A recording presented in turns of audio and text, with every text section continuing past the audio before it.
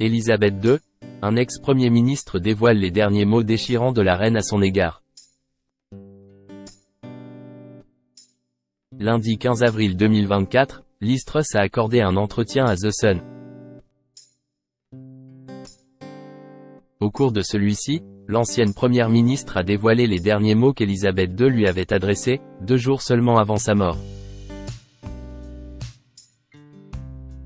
Une dernière conversation bouleversante. Jeudi 8 septembre 2022, dans l'après-midi, les médecins d'Élisabeth II avaient révélé dans un communiqué être préoccupés par l'état de santé de la reine d'Angleterre.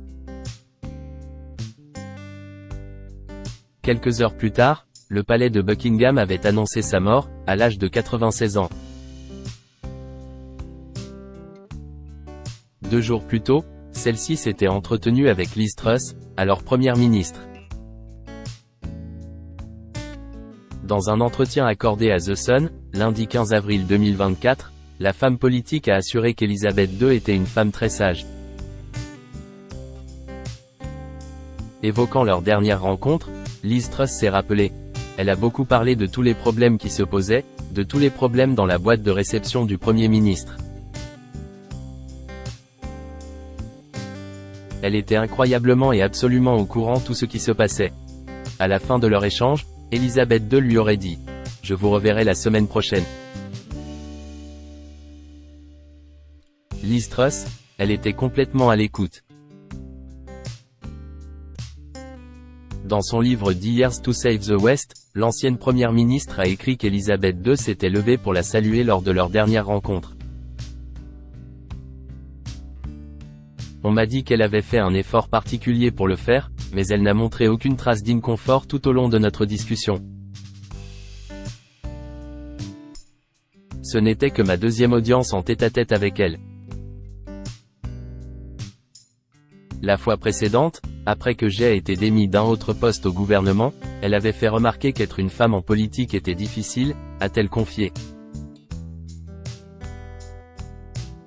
En toute transparence, celle-ci a fait savoir, pendant environ 20 minutes, nous avons discuté de politique et il était clair qu'elle était complètement à l'écoute de tout ce qui se passait, en plus d'être typiquement vive et pleine d'esprit. Nous n'avions tout simplement pas le sentiment que la fin viendrait aussi vite que cela, avant d'ajouter « Je savais que je n'oublierai jamais ma dernière rencontre avec Sa Majesté et surtout ce qu'elle a dit vers la fin de notre entretien dans son salon. » Être Premier ministre, m'a-t-elle prévenu, c'est incroyablement vieillissant. Elle m'a également donné un conseil, va à ton rythme. Peut-être que j'aurais dû écouter. Liz Truss, pourquoi moi? Pourquoi maintenant? Plus loin dans le livre, la femme politique avoir été submergée par l'émotion en apprenant que l'état de santé de la reine d'Angleterre se détériorait. Ma robe de deuil noire a été récupérée chez moi à Greenwich, dans le sud de Londres. J'ai commencé à réfléchir à ce que j'allais dire si l'impensable se produisait. Jeudi, nous avons reçu la nouvelle solennelle que la reine était décédée paisiblement à Balmoral, a-t-elle indiqué.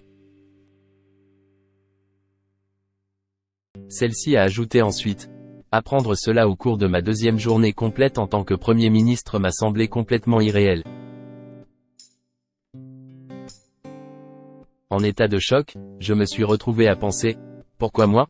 Pourquoi maintenant ?» Enfin, Liz Truss a révélé avoir été submergée par un profond sentiment de tristesse et avoir fondu en larmes sur le canapé en regardant le cercueil de la reine revenir à Londres.